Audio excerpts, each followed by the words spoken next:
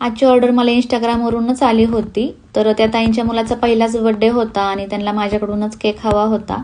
खरं तर या केकसाठी आधी मी त्यांना नाहीच बोलले होते, कारण माझ्या मुलीचा बर्थडेसुद्धा त्याच दिवशी होता आणि मला बाकी ऑर्डरचे सुद्धा केक होते, प्लस मुलीच्या बर्थडेचे सेलिब्रेशन होतं ते घरीच होतं आणि त्याची तयारीसुद्धा मलाच करायची होती.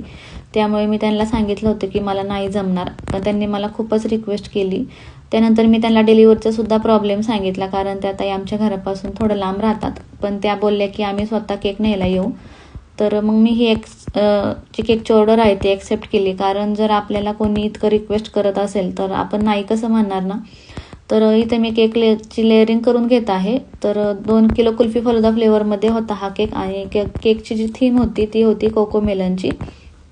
तर खालचा जो केक आहे तो मी 7 इंचाच्या टीनमध्ये 1.5 किलो आणि वरचा जो केक आहे तो 5 इंचाच्या टीनमध्ये अर्धा किलो अशा पद्धतीने मी करून घेतला. आणि कुल्फी फलुदाचा जो क्रश आहे तो मी क्रीममध्येच मिक्स केला होता, कारण हा केक ऑलरेडी खूप लांब जाणार होता आणि त्यामध्ये तो 2 टायर होता.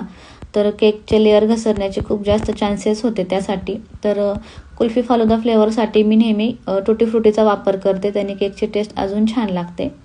तर इथे लेअरिंग झाल्यानंतर मी केकला फायनल आयसिंगला घेतलं होतं आणि खालचा जो टियर आहे तो ग्रीन कलर आणि वरचा जो टियर आहे तो ब्ल्यू कलर, अशा 2 कलरमध्ये मी केकला आयसिंग करून घेतलं. आणि त्या ताईंबद्दल सांगायचं झालं तर त्यासुद्धा मला ओळखत नव्हते आणि मी सुद्धा त्यांना ओळखत नव्हते, तरीसुद्धा त्यांनी केक घेऊन जाण्याच्या आधीच केकचं पूर्ण पेमेंट केलं होतं आणि त्यांचे मिस्टर स्वतः माझ्या घरी आले होते केक नेण्यासाठी. खरं तर असं कस्टमर मिळायलासुद्धा खूप नशीब लागतं.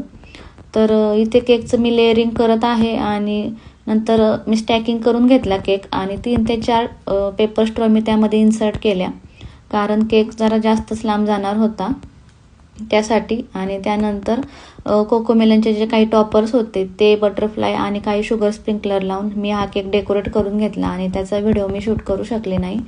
तर हा केक तुम्हाला कसा वाटतोय हे कमेंट करून नक्की सांगा. त्या ताईंना हा केक खूप आवडला, लुक वाईजसुद्धा आणि टेस्टलासुद्धा. त्यांनी मला तसा रिप्लाय केलेला आहे, ते मी व्हिडिओच्या शेवटी दाखवलेला आहे. तर त्यांचं फक्त एकच डिमांड होती की केक जितका छान दिसेल तितका छान बनवा. तर हा केक तुम्हाला कसा वाटतो हे कमेंट करून सांगायला विसरू नका आणि फॉलो करायला विसरू नका. थँक्यू.